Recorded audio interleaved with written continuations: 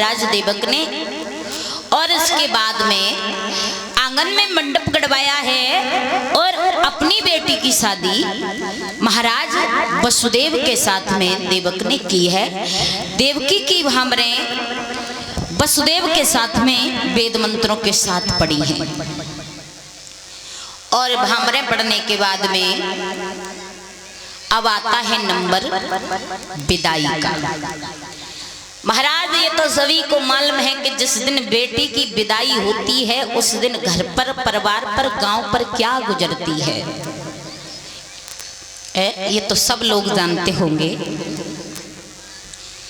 Number आता है विदाई का। हर माँ बाप अपनी बेटी को जिस समय विदा करते हैं तो अच्छी शिक्षा देते हैं कि जाओ बेटी, हमारा नाम रोशन करना, कोई ऐसा कार्य, कोई ऐसा गलत काम न करना जिससे हमारे पास में उल्हाना आए। महाराज माँ बाप अपनी बेटी को पढ़ाते हैं, लिखाते हैं, बड़ा करते हैं, लेकिन ऐसा नहीं है कि कोई अपनी बेटी को अपने आंगन में सारे जीवन भर रखे। कोई नहीं रख पाता। कोई अपनी बेटी को नहीं रख पाता, क्योंकि महाराज अगर बेटी को हर इंसान रखेगा तो फिर सृष्टि कहां से आएगी। तो महाराज आइए माताओं, जरा इधर ध्यान दीजिए, उधर मत दीजिए। सारे सर इधर हो गए, मुंह उधर हो गया। तो जिस समय लड़की की विदा होती है उस समय ध्यान से सुनना माताओं, जिस समय लड़की शादी के योग हो जाती है तो पिता अपनी लड़की के लिए लड़का देखने के लिए बाहर निकलता है। शरीर में ताकत भी बहुत होती है, जेब में पैसा की कोई कमी नहीं हुआ करती है जिस समय लड़का देखने जाती है।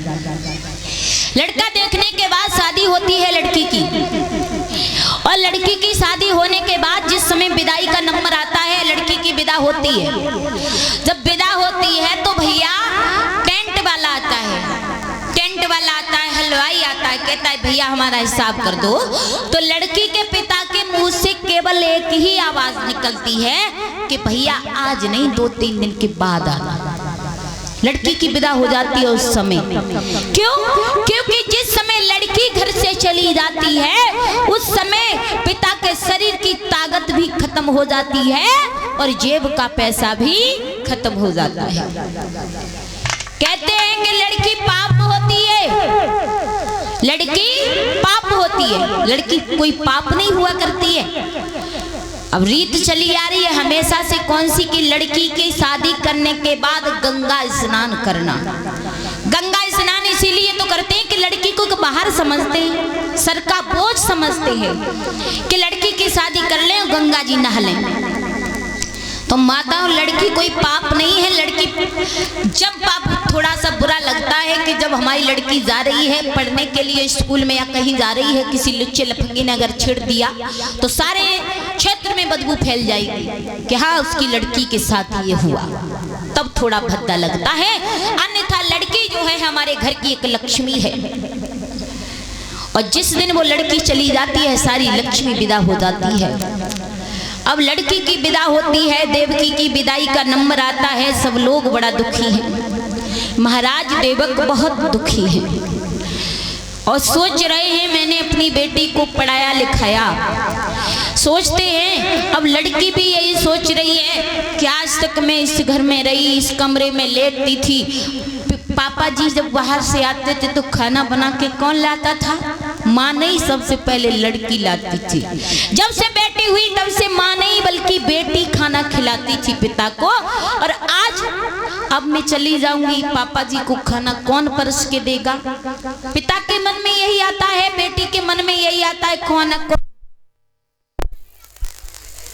हेलो। और महाराज यही सोचते हैं, सब रोते हैं। और माताओं, ऐसी बेटियों के लिए सब लोग रोते हैं जिस बेटी ने कभी न जाना हो कि चाचा ताऊ होते क्या है।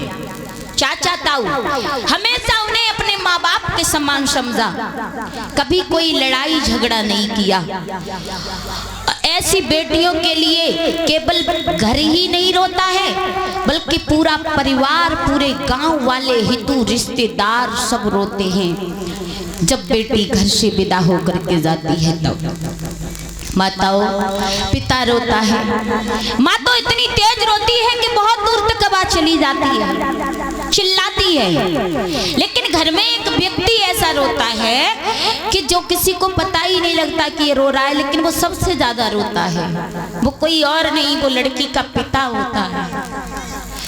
जो लड़की को विदा करता है वो कोने में खड़े होकर के रोता है कि आज मेरे घर की लक्ष्मी और मेरे घर से विदा होकर के जा रही है।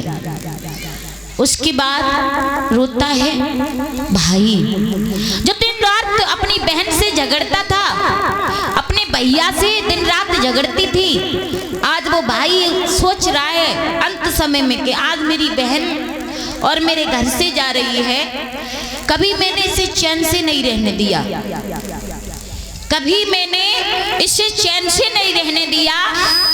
बात बात पर मैं इससे झगड़ता था, बात बात पर इसे मैं मारता था, और आज से छोड़ करके मुझे जा रही है।